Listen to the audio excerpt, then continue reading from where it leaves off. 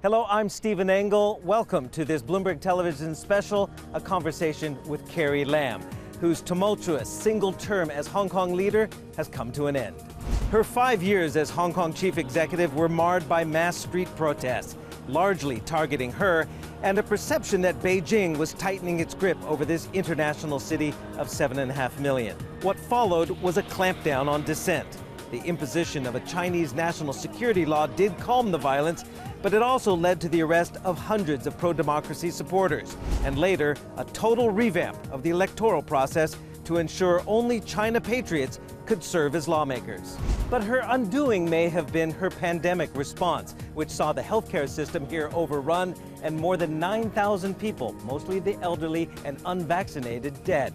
Not to mention her very controversial quarantine policies that essentially left this city isolated as the rest of the world moved on from COVID. Here is our candid conversation with Carrie Lam.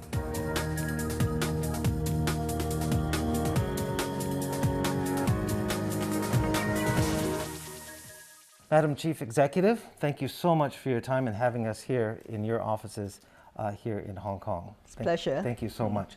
So I was intrigued by a number of interviews that you've given over the last few days. One thing that you did catch my attention was how you felt that the Hong Kong is suffering as an international hub because of the quarantine issues. Why come out with that kind of sentiment now when there's really no chance for you to make a difference on that front? Despite some skepticism and cynicism about Hong Kong's future, I remain very optimistic and confident of Hong Kong's future. And one of the reasons for my confidence and optimism is Hong Kong's unique strengths under one country, two systems. So I do want to conclude my term by reinstating the importance of Hong Kong's international connectivity and her status as an international city. But is the damage already done? Well, yes and no, because if you look at the past 2 years, that is before the fifth wave hit us, for a period, Hong Kong was ranked the world's #1 in terms of normalcy. That is when other countries and places were imposing the stay-home permits and lockdowns and closed the airport and so on. We were by and large operating normally. But since the fifth wave hit us, and it hit us very hard, particularly in terms of the number of deaths. We went from 300 deaths yeah, so we have to be 9,300. extremely cautious. And at the same time, because of the transmissibility of Omicron and the mildness of this virus, then other places are opening up. So by comparison, I'm a person who believes in relativity. So everything is relative. When people are opening up, and Hong Kong is still imposing a 7-day designated hotel quarantine, that to a certain extent weakens our position as an international city. What I'm saying is Hong Kong's connectivity is very important for almost every sector. And I do hope that the next government, which has said that one of the top priorities is to resume some quarantine-free travel into the mainland. And that issue perhaps will need to be considered together with opening up to the rest of the world. Is it feasible to open up internationally more first before the border with mainland? Well, let's face it, it's not just a question of how the government sees the relative importance of opening up to the outside world and resuming quarantine travel in the mainland. It is our people's aspirations. The 7.4 million people, especially the business sector, which has a huge business operation in the mainland, and a lot of people who have family members in the mainland, and thousands of students supposedly should cross border every day to go to school. So the government has to take into account all these needs and aspirations and decide what to do. The best scenario is, of course, concurrent. We can adjust a bit the overseas travel restrictions, but at the same time without compromising or undermining the opportunity of resuming travel into the mainland. In your discussions with mainland officials, and I know there was progress leading up before the fifth wave, yes. late last year, yes. we were getting closer. Yes. It was very close. tantalizingly close. Yes. Obviously, Hong Kong has been pushing mainland authorities for their guidance and their approval. How much of a priority was it to mainland officials to open up the border? To us? Yes. Okay. Oh, they certainly appreciate the importance of opening up the border to Hong Kong because of the very close relationship between Hong Kong and mainland in all respects. It's not just government to government, business to business, it's people to people. And the whole idea of the Greater Bay Area is to facilitate the free flow of people, capital, goods, and so on. So it's absolutely important. But what I'm telling you and the public is if that remained the prerequisite, that is zero local infections for a period of time, in the present circumstances with this prevailing Omicron, it would be very difficult. I know you've said in previous interviews that you don't have any regrets as you leave the chief executive position. But are there things on the COVID front you would have done differently? Hindsight is golden, obviously. It's 2020. Yes. But in hindsight, is there something you wish you had done better? Vaccination. Vaccination. Vaccination. You wish? We started a vaccination program February 2021. We are one of the places in the world that we have not for a single day is Hong Kong short of vaccines. And we have two choices of vaccines for people to choose. And we have community vaccination centers all over Hong Kong. With hindsight, perhaps we should be even more aggressive and forceful, short of mandating. Why not a mandate? Especially. Why not? We never do it by mandating people to take a jab, because that would be too interfering with the individual's freedom. But now we have a lot of outreaching teams to elderly homes. We persuaded the medical doctors to be more forthcoming in explaining to the elderly residents in the homes that it is okay for them to take the jab in order to overcome their vaccine hesitancy. We have said that unless this elderly resident's legal guardian said no, otherwise, by default, we will, based on medical advice, to vaccinate the elderly. These are tougher measures that were taken in the fifth wave, but not at the beginning of the vaccination program. So looking back, if you ask me, had we adopted the more aggressive measures at the very beginning and protect the elderly better, especially in the elderly homes, then perhaps we would see a lower number of deaths. This is critical.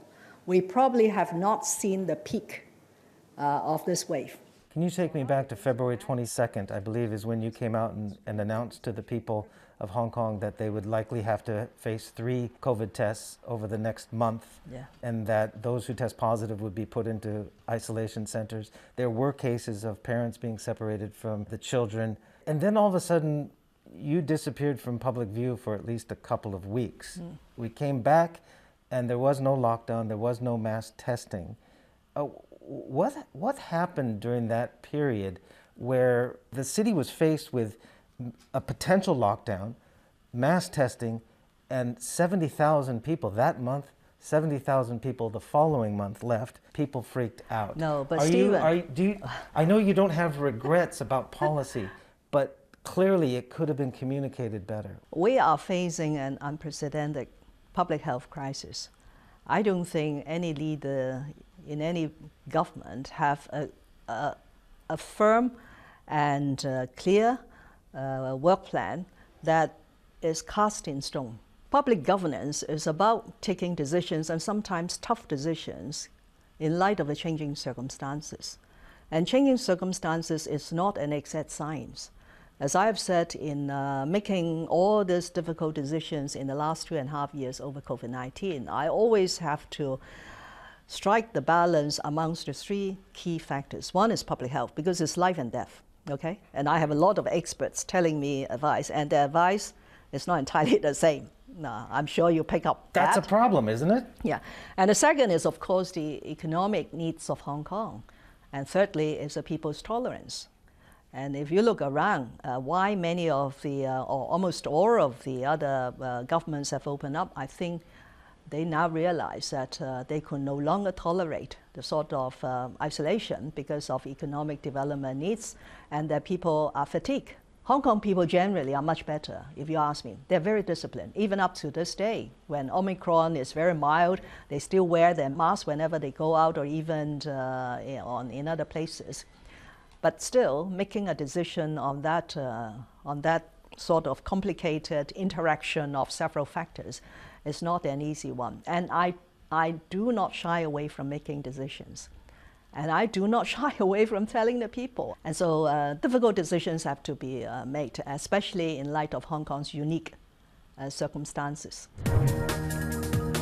You still think there's going to be growth? You have to look at the robustness in Hong Kong's various sectors to appreciate that this city will rebound, and will rebound very quickly.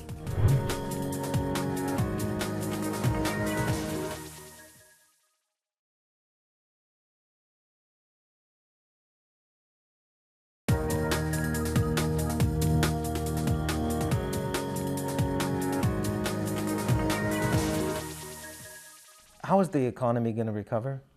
You had 2 straight years of contraction, followed by last year's rebound. But this year, on this path, it does not look like it's going to be very good. This year, we have moderated the forecast growth to 1% to 2%. Originally, it's much higher. You still think it's going to be growth?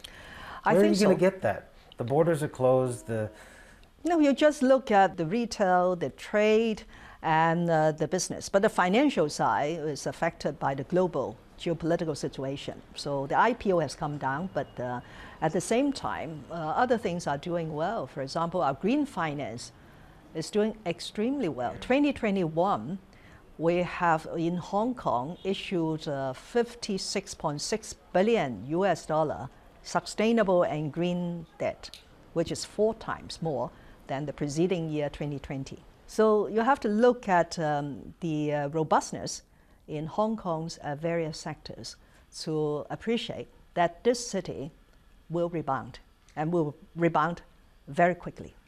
I've been in Hong Kong a long time. My career, some 30 years in and out of Hong Kong, and there's never ever been a period that I've noticed that the authorities here even think about abandoning the dollar peg. But we're hearing that authorities and officials are at least discussing some of the contingency factors with the global situation, the geopolitical situation, and what even Paul Chan, your financial secretary, made mention of the Ukraine-Russia conflict raises, concerns, and that your authorities have to be prepared for anything.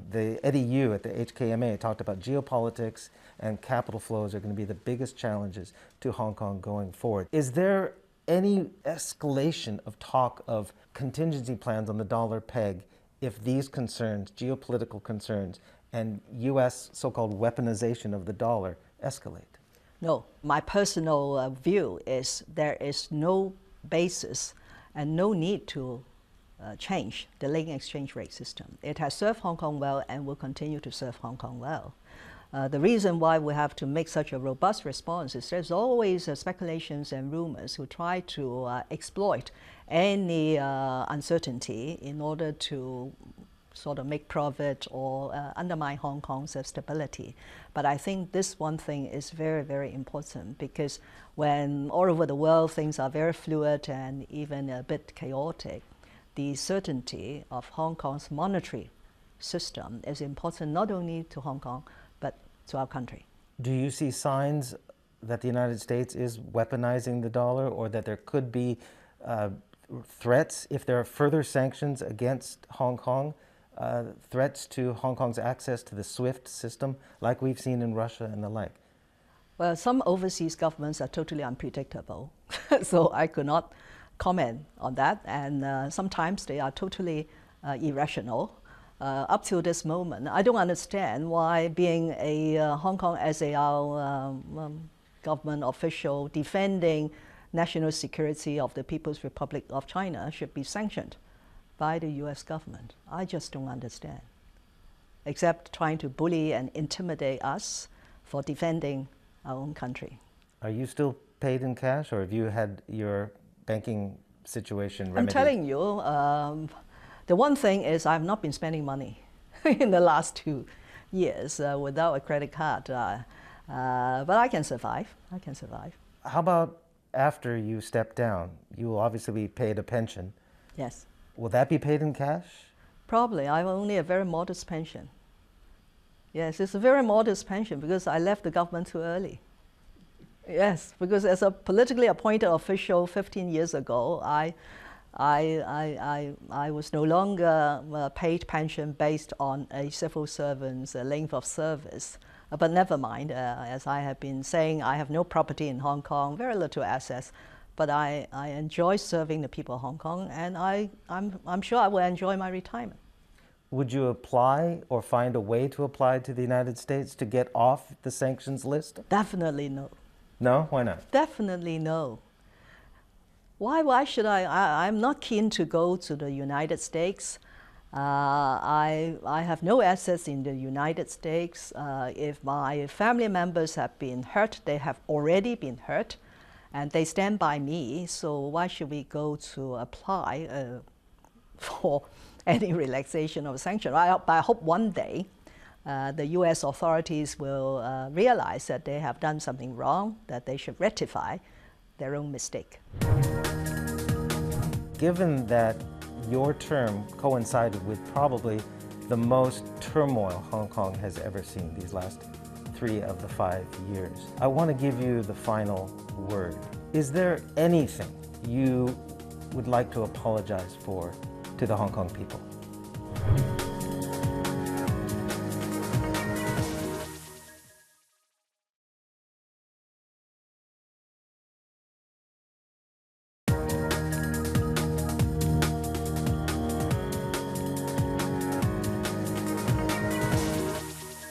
I want to talk about the political situation in Hong Kong. Obviously, it's been through political upheaval. Yes. What is the path for societal and political reconciliation? Do you see one? Jasper Zhang, who's the founder of Hong Kong's largest pro-establishment party, recently called for dialogue to resume with the pan-democrats. And I'm sure you would answer that, well, if they are patriots and they abide by the new electoral laws, that they're welcome into the fold. But is there more that needs to be done to have a more inclusive political dialogue in Hong Kong? What needs to be done to heal that rift? Well, it needs two to tango. What we are asking for is a recognition and adherence to one country, two systems. And as long as this prerequisite is accepted, there's of course room for dialogue, for cooperation. I practiced that, Stephen, for almost 2 years after taking office. I engaged across the political spectrum. I have personally displayed how to communicate and work together. I even adopted some of their policy proposals to the extent I was attacked and criticized by the establishment camp. But it turned out that, this is not it. They are against one country. They colluded with external forces to undermine the Hong Kong SL government and even endanger national security. But if they were willing to come back to the right track, which Hong Kong is now on, I'm very gratified that after these 5 years, Hong Kong is now on the right track of one country, two systems.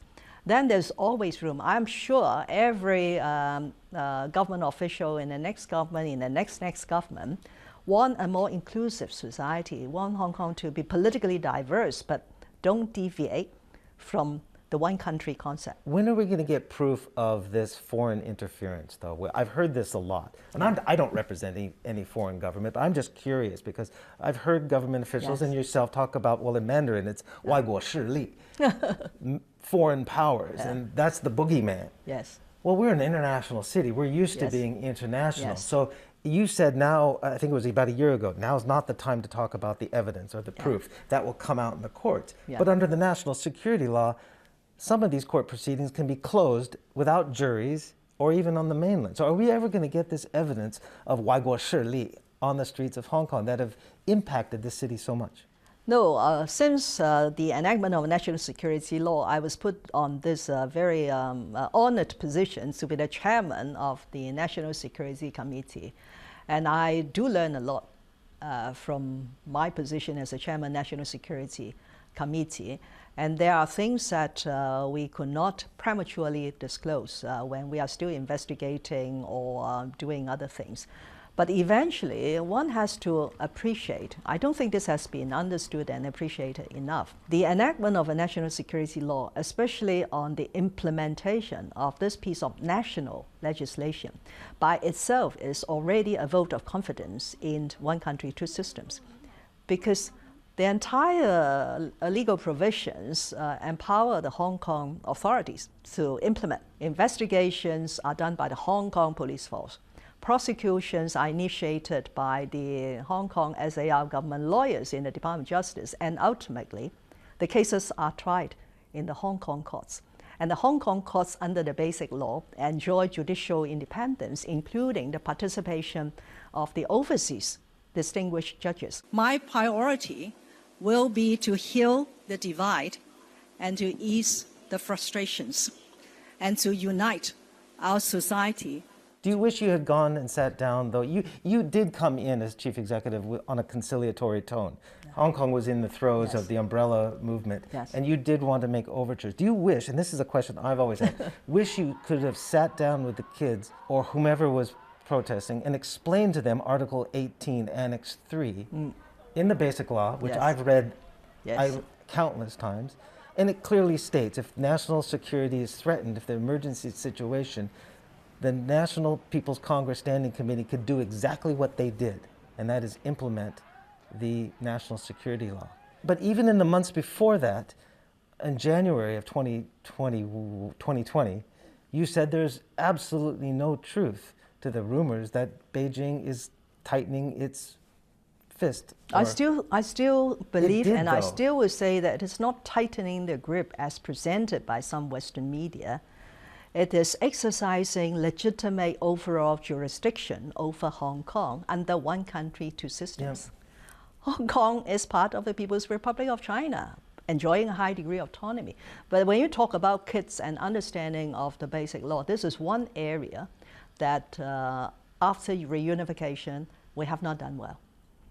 And that's why we have done a lot recently, and I hope that the next government will continue to do, because understanding one country, two systems is not an easy thing. It is not a one lecture or instant noodle type of education. And I'm very happy after retirement to help the understanding by going into schools and talking to young people, especially with my personal experience as a chief executive. Is it an impossible task to manage two bosses, if you will, Beijing and the people of Hong Kong? Is it the most difficult job in politics? Your job, chief executive of Hong Kong? I would say it is unprecedented and unique. I can't find many situations where the head of a government has two bosses. But if the aspirations and the goals of these two bosses could be aligned, one is right track, one country, two systems. Second, we all love to have stability, prosperity. And third, we could integrate Hong Kong, should integrate into the national development. Then the job of the chief executive suddenly becomes very easy.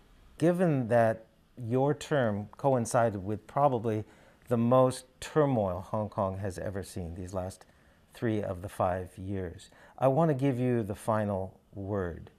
Is there anything you would like to apologize for to the Hong Kong people? No. I want to apologize to my husband and my sons for the sacrifices they have made to support my mission to serve the people of Hong Kong and to build Hong Kong as a part of the People's Republic of China. Madam Lam, thank you so much for your time on Bloomberg Television.